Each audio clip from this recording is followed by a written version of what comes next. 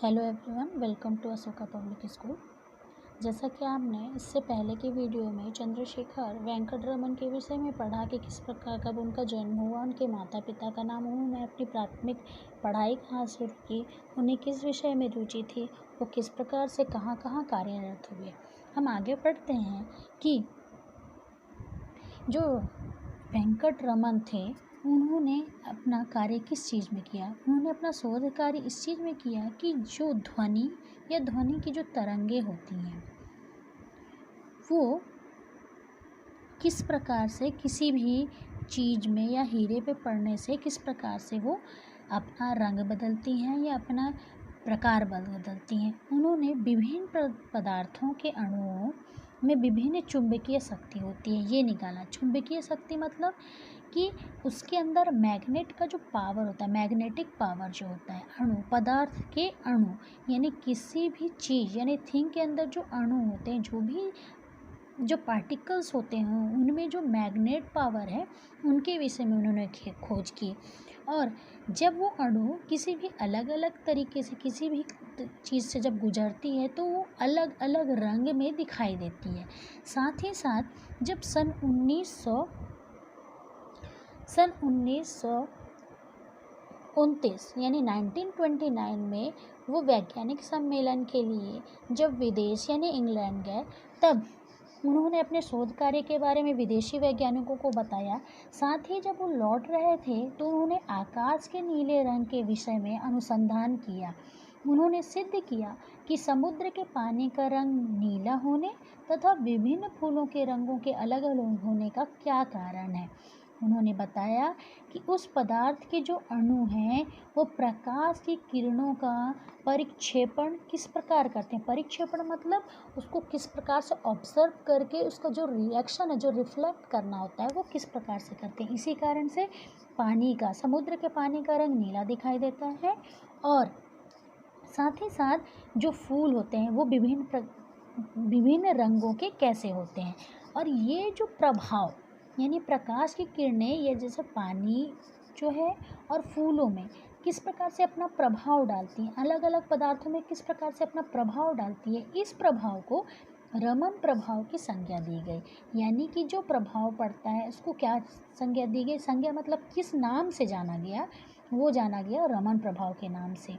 और इसी की सहायता से पदार्थों की आंतरिक रचना का भी पता लगाया जा सका। मतलब आंतरिक रचना, हम कोई भी चीज़ को बाहर से देखते हैं, जैसे ये पेंसिल हम देख रहे हैं, ये बाहर से किस प्रकार से वो दिखाई, लेकिन इसके अंदर, इस पेंसिल के अंदर किस प्रकार से ये कैसी रचना हुई है, इसके बारे में किसके द्वारा लगाया गया पता, रमन प्रभाव के द्वारा। और इसी के कारण वैज्ञानिक जगत में उनका नाम क्या हो गया, बहुत ही ज़्यादा प्रसिद्ध हो गए। और लोग इनके प्रतिभा का लोहा मानना, मतलब उनके इस अनोखी मतलब तरीके से हर एक चीज़ का जो उन्होंने ये यहाँ पे जो उन्होंने प्रकाश की किरणों का, अणुओं का, पदार्थों का, इन सब में जो चुंबकीय शक्ति, रंग, ये सब का जो प्रभाव उन्होंने बताया, उसके लिए लोहा मानना मतलब यहाँ पे हुआ कि उनके सामने झुक गए कि इन्होंने ये ऐसा कैसे कर लिया। उनकी जो प्रतिभा को है उन्होंने क्या किया, सम्मानित किया। और इसी के लिए उन्हें 1928 में मैट्यूसी पदक प्रदान किया गया, मैट्यूसी पदक प्रदान किया गया। और 1929 यानी 1929 में उन्हें अंग्रेजी सरकार ने सर की उपाधि दी। एक वर्ष बाद 1930 में रमन प्रभाव के लिए इन्हें संसार का सर्वाधिक सम्मानित नोबेल पुरस्कार भी प्राप्त हुआ। इसी प्रकार आगे वो सन 1934 में बेंगलुरु में ही इंडियन इंस्टीट्यूट ऑफ साइंस की स्थापना की। और वहाँ पे इसकी सहायता से अपना शोध कार्य मतलब किसी के बारे में रिसर्च जो है उनका, जो अणुओं, पदार्थों, प्रकाश, इन सब के बारे में जो उनका रिसर्च था उसको जारी रखा। और सन 1948 में इन्होंने बेंगलोर में ही रमन रिसर्च सेंटर की स्थापना की। और अपने जीवन के अंत तक, मतलब जब तक वो जीवित रहे, जब तक वो कार्य करने लायक रहे, वहाँ पे काम करते रहे। और उनकी इन सभी प्रतिभाओं को ही लेकर हर अलग अलग जगह पे उन्हें अलग अलग चीज़ों से सम्मानित किया गया, अलग अलग उपाधि दी गई, अलग अलग तरीके के उन्हें पदक मिले। जैसे 1951 यानी 51 में अमेरिका के फिलाडेल्फिया इंस्टीट्यूट द्वारा रमन को फ्रैंकलिन पदक दिया गया। वहीं पे 1954 को उन्हें भारत रत्न से भी विभूषित किया गया। रूस में रमन को महान वैज्ञानिक के रूप में सराहा गया और उन्हें 1957 में लेनिन पुरस्कार से गौरवान्वित किया गया।